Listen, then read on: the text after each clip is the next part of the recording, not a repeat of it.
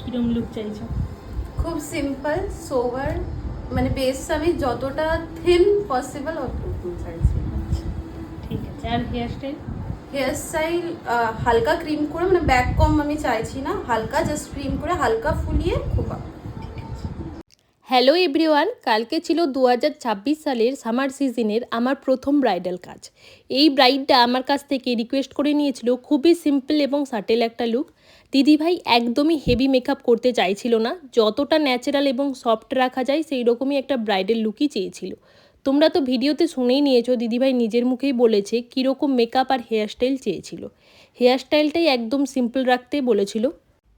দিদিভাইয়ের সাথে আমার আগে যখন কথা হয়েছিল তখন বলেছিল যে ফাউন্ডেশন সে খুব একটা পছন্দ করে না, তাই যদি সম্ভব হয় স্কিন টিন্ট দিয়ে ব্রাইডাল মেকআপটা করতে। কিন্তু তোমরা তো জানো সামার সিজন, শুধু স্কিন টিন্ট দিয়ে লং লাস্টিং ব্রাইডাল মেকআপ করা খুব একটা সম্ভব নয়।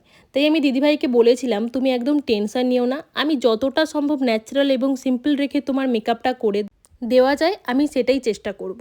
তুমি শুধু একটু ভরসা রেখো। আমি মেকআপটাকে লং লাস্টিং করার জন্য রিকর্ডের গ্রিপ প্রাইমার ইউজ করে নিয়েছিলাম এবং ফাউন্ডেশন এবং কনসিলারের সাথে ম্যাকাজেমিয়ার ম্যাজিক ড্রপ ইউজ করে নিয়েছিলাম যাতে মেকআপটা আরও লং লাস্টিং হয়, এবং সবশেষে রিকর্ডের গ্রিপ স্প্রেটা ইউজ করে নিয়েছিলাম।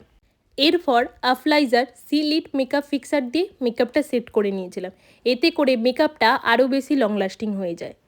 লিপস্টিকের ক্ষেত্রেও দিদিভাই নিউড কালারের লিপস্টিক করতে চেয়েছিল, তাই সেটাই আমি করে দিয়েছিলাম।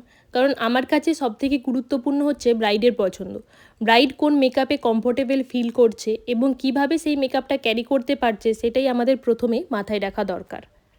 এবার তোমরাই কমেন্ট করে জানাও তো বেস মেকআপটা আমি কতটা ন্যাচারাল করতে পেরেছি। আই মেকআপটাও আমি একদম সিম্পল রেখেছিলাম, মাঝখানে খুব অল্প করে সিমার ব্যবহার করেছিলাম, খুব হালকা করে লাইনারটা টেনেছিলাম এবং নিচের দিকে স্মাজ করে দিয়েছিলাম যাতে একটা সফট এলিগেন্ট লুক আসে।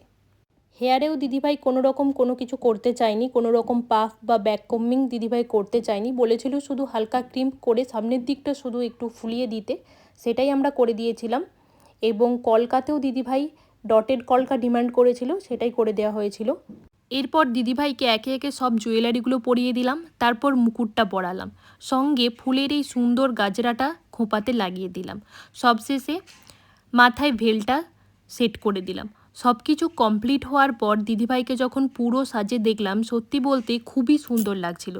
জানি না কেন মেকআপটা করে শেষ পর্যন্ত এতটা স্নিগ্ধ লাগছিল যে দিদিভাইয়ের কাছ থেকে চোখ ফেরানো যাচ্ছিল না। ঠিক আছে, ভালো হয়েছে, মানে খুব সুন্দর হয়েছে।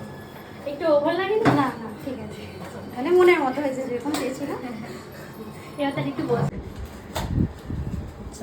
একটা ছোট্ট করে রিভিউ দিয়ে দাও, একদম তোমার মনের মতো হয়েছে তো? তুমি যেমন একদম মনের মতো হয়েছে, ইভেন কি আমার এক্সপেকটেশনের বেশি ভালো হয়েছে, খুব ভালো হয়েছে, মানে খুব সুন্দর হয়েছে। Thank you, welcome.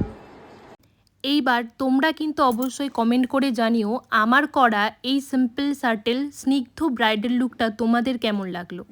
এর সাথেই বলে রাখি আমার পরবর্তী ব্রাইডাল মেকআপ ক্লাস শুরু হবে 26 তারিখ থেকে। যারা এই ক্লাসে জয়েন করতে চাও তারা অবশ্যই যোগাযোগ করতে পারো, আর নিজেদের স্পেশাল দিনে নিজেদের পছন্দের সাজে সেজে উঠতে চাইলে আমার সাথে যোগাযোগ করতে পারো। আমার কন্ট্যাক্ট নাম্বার 8167209067। এই নাম্বারে তোমরা কল বা হোয়াটসঅ্যাপ করে নিজেদের স্পেশাল দিনের জন্য বুক করতে পারো আর ক্লাসেও জয়েন করতে পারো।